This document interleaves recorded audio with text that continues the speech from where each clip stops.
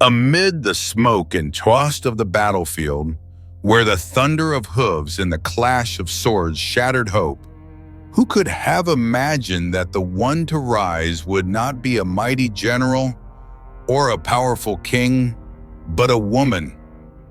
She carried no sword or spear, yet wielded something far greater than any weapon, the voice of God. Her name was Deborah, prophetess, judge, and mother of Israel. In a time when Israel groaned under the oppression of Sisera, a brutal commander with 900 iron chariots, God chose Deborah to lead his people to victory, not because she was strong by human standards, but because she obeyed. And in that obedience, divine power was unleashed. This isn't just an ancient tale. It's a living testament that God still uses the weak to accomplish the extraordinary. Don't look away from the screen. This is a story you've never been told. Subscribe to the channel to uncover how faith and grace turn the impossible into reality. Beneath the shade of a palm tree in the hills of Ephraim, where the breeze whispered through the leaves and time seemed to slow, a woman sat, not to rest, but to judge, to listen, and to guide a wayward nation. Her name was Deborah. This was a dark era in Israel's history, a time without kings, without order. Each person did what seemed right in their own eyes. And so the land spiraled into chaos and suffering. Surrounding nations relentlessly invaded, plundering the land and stripping God's people of their freedom. Israel lacked not only leadership, they lacked faith. In an age when men were seen as the sole voices of authority, Deborah emerged as a beacon in the night. She wasn't born of royal lineage, carried no weapons, and didn't call for war. Her weapon was wisdom, a wisdom rooted in her closeness to God. She was a prophetess, hearing the voice of the Lord, and a judge, bringing justice to the people. Every day, people from far and wide gathered at the palm tree where she sat, bringing disputes, sorrows, and cries no one else would hear. They didn't just need a judge, they needed a mother. And that's what Deborah became, a mother in Israel, as she later called herself. But her presence wasn't merely about settling civil matters. Through her prophetic words, she guided hearts back to the Eternal One, calling them to renew the sacred covenant their ancestors had made with God.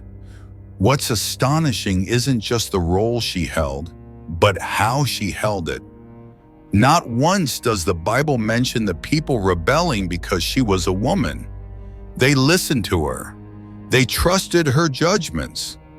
That could only happen when someone is truly anointed, when heavenly power transcends earthly prejudices. Deborah didn't seek power. She didn't exalt herself. She simply stepped into the place God called her to, and in that obedience, she became a guiding light in a time of darkness.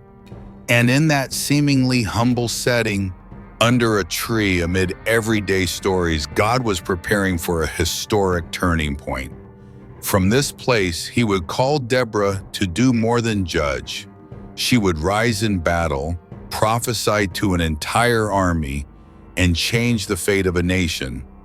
The question arises, why didn't God choose a man, a warrior, a priest, someone with status, strength, or weapons in hand? The answer lies in that very unlikely choice, because God often works beyond human understanding. He chooses the weak to shame the strong.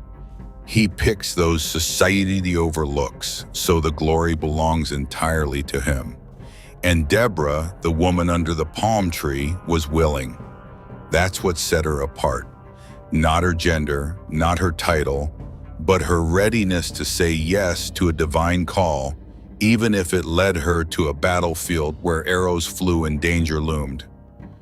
We often think leadership belongs to the loudest voices, but sometimes the one who changes history is the one who listens, not to the crowd, but to the whisper of the Holy Spirit. Deborah listened, and that would write one of the most radiant chapters in the story of God's people. Have you ever wondered, could a woman with no political power or weapons truly lead a nation? The answer, written thousands of years ago, is yes, when she obeys God. And what follows will show that such obedience can topple an army of iron and free a nation from oppression. Keep watching, because Deborah's true journey is only just beginning. When harvests were halted by the hooves of enemy horses, when the cries of children mingled with the groans of the elderly across Israel's villages, the people knew they were no longer free. Under the iron grip of King Jabin, the ruthless Canaanite ruler, God's people were crushed by fear and poverty. But the true terror didn't come from the distant throne in Hazor. It came from the iron fist of Sisera, the merciless general commanding 900 iron chariots, weapons that swiftly crushed any whisper of rebellion. Those chariots, roaring through dirt paths, didn't just shatter bodies. They shattered the last glimmers of hope in the people's hearts. For 20 long years, no one dared to speak. No one dared to rise. They hid from the enemy, fleeing to forests and mountains, abandoning trade routes just to survive. The highways became perilous. Villages lay in ruins. Fathers' hearts grew cold. Mothers dared not sing lullabies promising a peaceful future. And it seemed even the voice of God had fallen silent. Until one day, in the humble shade of a palm tree where Deborah sat to judge, intercede, and guide the people, she received a word, not from man, but from the Eternal One. Amid the pervasive fear, a command resounded in her spirit. The time had come to fight. The time had come to strike back.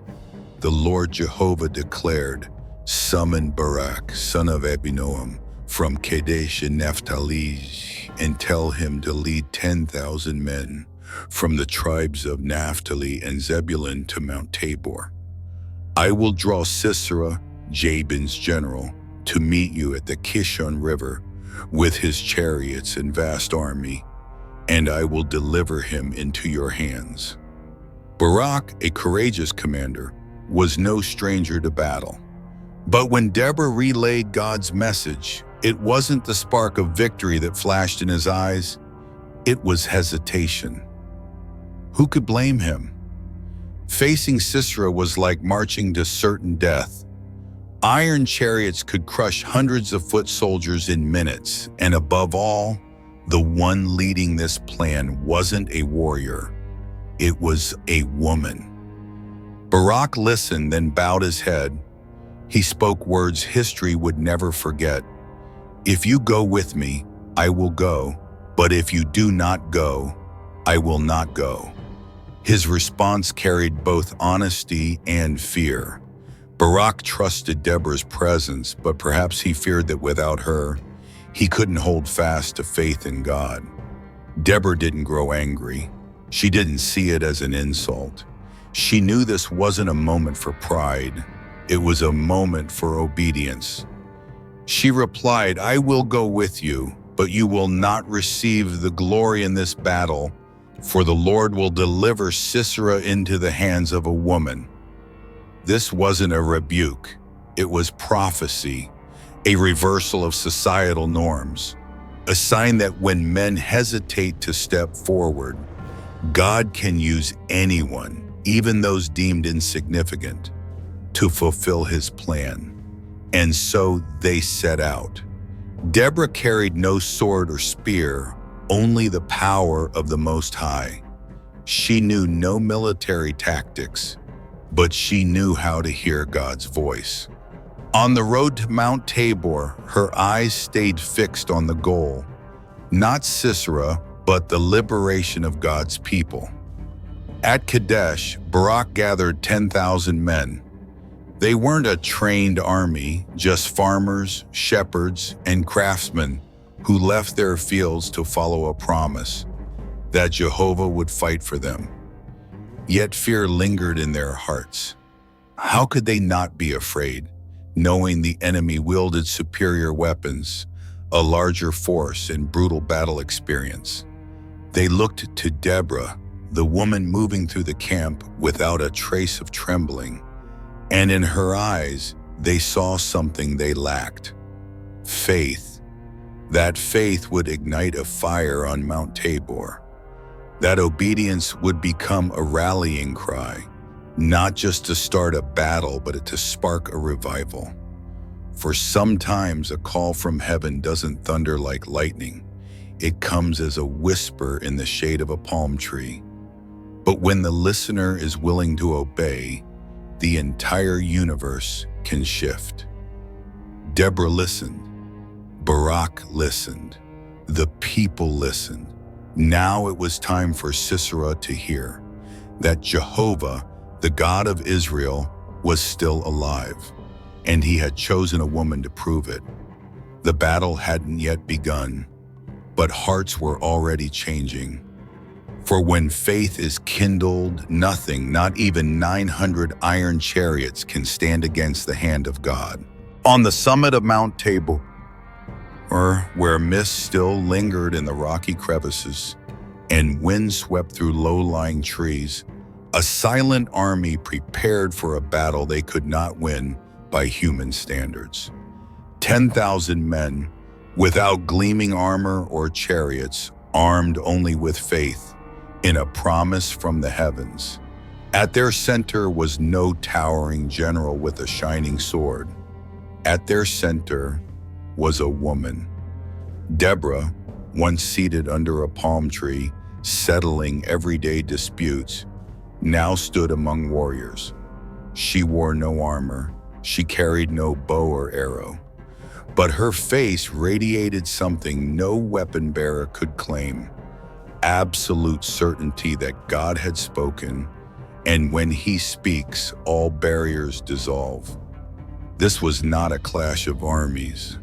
It was a confrontation between fear and faith, and Deborah, by her very presence, proved that faith depends not on appearance, title, or gender. Barak stood beside her, a true warrior, seasoned with a sword in battle. But today, he was not the centerpiece of the plan. He was the executor of a prophecy, and he knew victory would not come from military skill, but from the Eternal One who orchestrates events. On the mountaintop, Deborah spoke, her voice steady, unafraid. Her words rang out like those of an ancient prophet, both powerful and merciful. Go, for this is the day the Lord will deliver Sisera into your hands. God has gone before you. But then she added something, a declaration that would etch her name into Israel's history, not just as a leader, but as a prophet daring to speak truth that defied the values of an ancient society. The Lord will deliver Sisera into the hands of a woman, not into Barak's hands, not a general's, not a cavalry or archers, a woman. Those words, in that moment, carried the weight of 10,000 spears. They were a proclamation that God is not bound by prejudice. He cares not for human standards of power, status, or gender. He chooses whom he wills, uses whom he chooses. As Deborah descended from Tabor, no one dared scoff. No one questioned, for they saw in her eyes something that set their hearts ablaze: unyielding faith, a courage not born of strength, but of knowing she was called. And that faith ignited the entire army. Men who once cowered before iron chariots now gripped their weapons tightly. not because they trusted in themselves, but because they saw Deborah's faith and chose to follow it. Faith doesn't always need preaching. Sometimes it simply needs to be lived. And Deborah lived her faith with every step, every portage, every glance. As they marched down to the Kishan plain, the sky shifted. Dark clouds gathered. Rain began to fall, not a drizzle to wet the earth, but a deluge of divine intervention. Sisera's chariots, symbols of invincibility, sank into the mud. When Barak led the charge, he saw clearly God's hand was fighting. And amid the chaos of battle, the clash of steel and cries, one thing was certain. Victory came not because of his courage, but because Deborah did not waver. She didn't just accompany him physically. She stood with him in spirit, in faith, in the conviction that God's word is true and his people are never forsaken. This is no longer just a story of a battle, it's a reminder for every generation. Courage lies not in muscle, but in rising when others bow. Obeying God sometimes means stepping into places no one thinks you belong, and stepping there with a heart full of devotion. Deborah didn't wait for permission to do what was right. She didn't need recognition or human validation. She needed only one thing. God had spoken, and she would go. Faith, in the end, doesn't demand perfection, only obedience. And true courage isn't the absence of fear, it's the willingness to move forward, even when fear remains. Deborah moved forward, and Israel was delivered. The question is, what about you? When God calls you out of your comfort zone, what will you choose? To wait for permission, or to step out in faith as Deborah did? The battle didn't erupt under blazing sunlight, but beneath a sky roiling with black clouds, where winds howled and rain poured as if heaven itself had joined the fray. In the Kishon Valley, where river floods could surge without warning, Sisera's army with its 900 iron chariots, once a symbol of absolute power, descended into chaos. Wheels sank into the mud, horses panicked, soldiers faltered. The chariots, buried in the earth, stood as witnesses to the collapse of an empire. Deborah was right. This was not a human war. It was God's. The rain was no accident. It was a direct, undeniable intervention from the Eternal One. While 10,000 Israelite warriors charged with rusty swords, it was God who used earth, water, and weather to pave the way for victory. Sisera, the terror of nations, became the hunted. Abandoning his chariot, forsaking his men, he fled on foot through waterlogged fields, mud splattering legs once accustomed to riding in triumph. No power remained, no entourage, only raw fear. Death, which he had dealt like a tyrant god, now pursued him. And then, in the midst of desolation, he stumbled upon a place he never imagined would be his end. The tent of Jael, wife of Heber, a Kenite living in peace with Sisera's master, King Jabin. As a neutral, Jael was neither enemy nor ally, but to Sisera, most crucially, she was a woman, and thus no threat. Jael stepped forward, unassuming, non-threatening. She invited Sisera into her tent, offering him milk instead of water, a gesture so indulgent, so soothing, it lulled his last instincts of caution. Exhausted and desperate, Sisera collapsed, believing he had escaped. He didn't know that in that quiet moment, justice was preparing to strike, not with a sword, but by a woman's hand. As he slept, Jael took a tent peg, a mundane, familiar tool of a nomad woman's world, tied to her daily life. But that day, it was no symbol of subservience. It became a weapon of righteousness, a hammer, a peg, one decisive blow. And Sisera, the oppressor of thousands, fell dead at the hand of a woman he had dismissed. This was a complete reversal of ancient societal norms. Not a warrior on the battlefield, not a king in a palace, but a foreign woman, not of Israel, with no noble lineage, chosen by God to fulfill Deborah's prophecy. The Lord will deliver Sisera into the hands of a woman. Victory came not as humans expected, not Barak slaying Sisera, not Israel's army capturing him. God chose an unexpected, unpredictable act to ensure all glory was his alone. When Deborah heard Sisera was dead, she wasn't surprised. In her spirit, she knew God didn't just defeat enemies with might, but with wisdom beyond human understanding. And later in her song of victory, she sang, "So may all your enemies perish, Lord, but may those who love you shine like the sun in its strength." The battle at Kishon ended 20 years of oppression, but it also sparked a new understanding of how God works. He is not bound by cultural limits. He defies human logic. He used Deborah to lead the charge and Jael to finish it. Through them, he revealed a truth.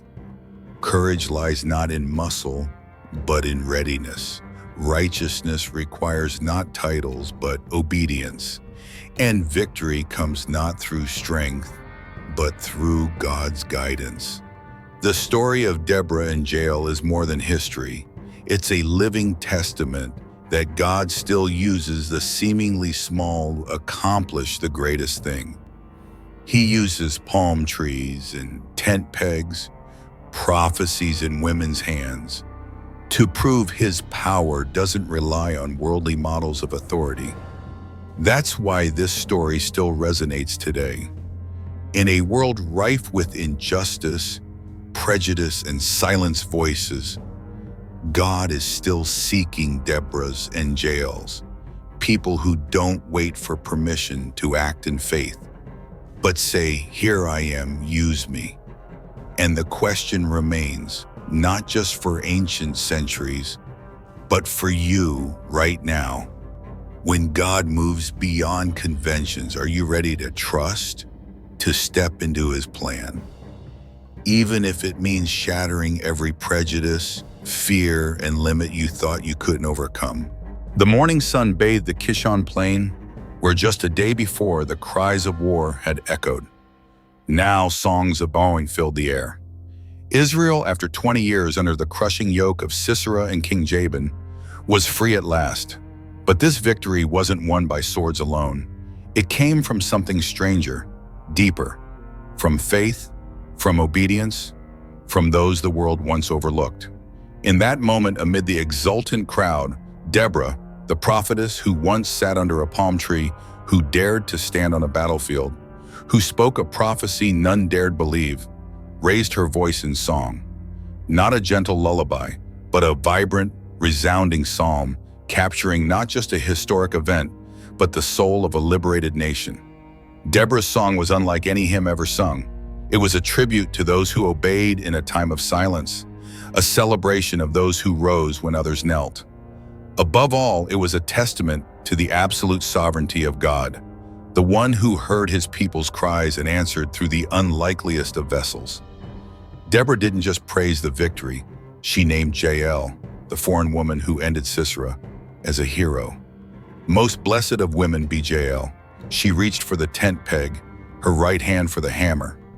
He sank at her feet. He fell. He lay there. Where he sank, there he died.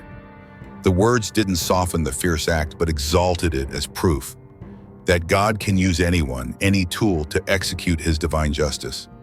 Yet Deborah didn't shy from the bitter truth about those who held back. She called out the tribes who stayed behind, choosing comfort over courage. In this contrast, her song became a lesson for generations. Obedience brings life. Apathy, though briefly safe, fades into oblivion. The song's climax was a sacred, hopeful proclamation. So may all your enemies perish, Lord, but may those who love you rise like the sun in its glory. A radiant image, a promise, a call to a people emerging from a long night of oppression. Live like the sun, bold, illuminating, never dimmed by darkness. After the battle, Israel knew peace for 40 years. A generation lived in tranquility because one woman dared to hear and follow God's call. Deborah sought no fame. Jael craved no glory. Yet both left a timeless legacy, not in stone monuments, but in the indelible mark on God's people. When women rise in faith, a nation is saved. They stand as living witnesses to an unchanging truth. Justice isn't just for men. Grace isn't confined by status or lineage. And sometimes the leader emerges not from palaces, but from tents, not from schools of strategy, but from quiet places of prayer. You might think, I'm not enough. I have no power, no platform, no voice. But Deborah was just a woman under a tree. Jael was merely a wife on the frontier. And they changed the nation's destiny. What could happen if you dared to rise? If you believed God could use you, no matter your past, no matter how long you've been silent? You might be the Deborah for this generation. You might be the Jael for an age craving truth and courage. Let God lead you to do the unexpected. And if this story stirs your heart, if you believe faith is stronger than the past, that divine justice can flow through the humblest of people, then share this video. Spread the story the Bible tells and history confirms. Grace always finds a way. Don't forget to subscribe to the channel to journey further with tales of faith, where the past is no longer a chain, but the raw material for restoration and hope. Because each of us, in God's hands, can write a new chapter, not just for ourselves, but for a generation.